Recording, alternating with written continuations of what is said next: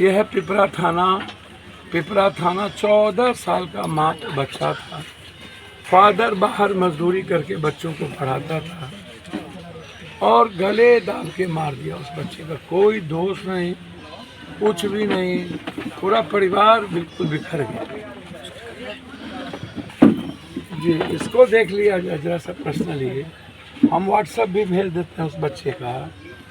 दूसरा, एक लड़की के साथ मेरे ख्याल से उसको थोड़ा संदिग्ध है, हम जाएंगे क्योंकि वो ऋषिदेव है, गरीब है, तो उसको हम करेंगे। बाद में इन लोगों ने बलात्कार हुआ या नहीं हुआ तो आप एक बार दिखवा लें। हाँ, तो आप देख लीजिएगा मामला क्या है। जी हाँ, तो वो गलत तरीके से कोई करे तो उसको नहीं करे। हम जाएंगे, हम मदद कर देंगे। इस केस में जो है, ये बच्चे वाले केस में डॉग का आना बहुत ज़रूरी है। कपड़ा उसका रखा हुआ है, तो इसको थोड़ा सा सीरियसली आप 326। जी ठीक। आइए। 24 घंटा के अंदर दो हत्या हुई है सर, क्या कुछ कहना? देखिए,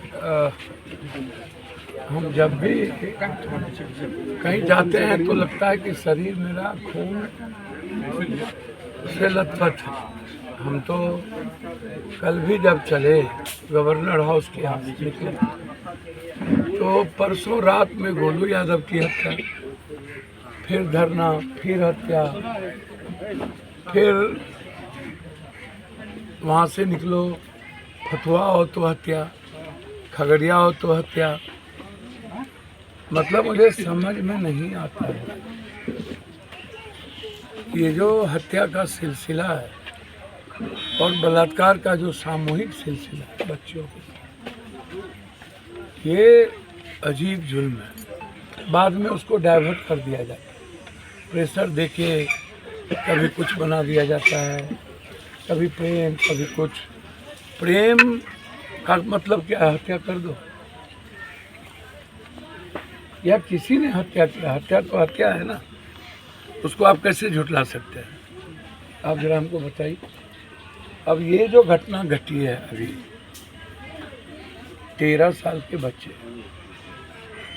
माँ के साथ काम भी करना, मजदूरी करके पिता उसकी ज़िंदगी चला रहा था, दोनों बच्चों को पढ़ा रहा था, और उसके बाद गले रेत करके मार देना।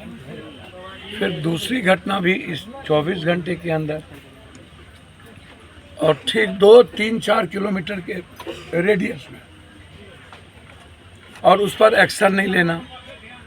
हमने थाना प्रभारी जी के अलावे एसपी साहब से भी मेरी बातचीत हुई। एसपी साहब से मैंने डॉग और एसएफएल की मैंने कहा है कि आप इसको जांच कर लीजिए, और गरीब परिवार है। मैं इतना आपको स्पष्ट करता हूँ, बिहार में आम आदमी पर जो अन्याय, जुल्म बढ़े हैं, इन अपराधियों का, सरकार और तानाशाहों का, वो तो हम नहीं होंगे। हम देश के हर गलत सिस्टम से लड़ रहे हैं। हम इस देश के पीएम से लेके सीएम तक लड़ रहे हैं। हम सारी ताकतवर व्यवस्था से लड़ रहे हैं। अपराधी और माफियाओं को हम नहीं बख्शेंगे, हम वादा करते हैं। हम धन्यवाद देना चाहेंगे प्रेस के साथियों और हम समाज के लोगों को कि ऐसे वक्त में यह गरीब परिवार के साथ ये लोग खड़े हो जाते हैं।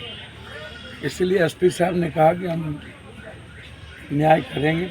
एमपी साहब, आप भरोसा रखिए, इस परिवार की इकोनॉमिकल मदद भी मैंने की है। आगे भी इसके पिता को बाहर नहीं जाना पड़े, वो रोज़गार करे, इसके लिए मैं इसके पिता को 50,000 रुपये मदद करूंगा, ताकि यहीं अपने परिवार की परवरिश करे। लेकिन न्याय होके रहेगा, मैं ये वादा करता हूँ। 4 दिन से लेकिन मुझे समझ में नहीं आता है कि ये हत्या का सिलसिला कब तक इन ताकतवर रसूखदार लोग समाज पर प्रेशर बनाते रहें। कानून उन लोगों के लिए जागीर हो जाएगी, और अपराधी कब तक बचते रहें? कब तक आम आदमी की बिहार में हत्या होती रहेगी? कब तक हमारी बच्ची असुरक्षित रहेगी? स्कूल में सुरक्षित नहीं, ट्यूशन में सुरक्षित नहीं, बाड़ी में सुरक्षित नहीं, घर के बाहर सुरक्षित नहीं, आखिर किसी की बेटी, किसी की बहन सुरक्षित ना हो, किसी की माँ सुरक्षित ना हो। इसीलिए लड़ाई तो बहुत बड़ी है और हम चुनौती हमेशा लिए हैं। हमें आज रहना था आंदोलन में, आज भी पीएचडी प्रोफेसर का आंदोलन था, लेकिन हम एक घटना ये थी, दूसरी छात्र गूंज के कारण आना पड़ा। कल भी मैराथन है सुपौल, सहरसा, मधेपुरा का।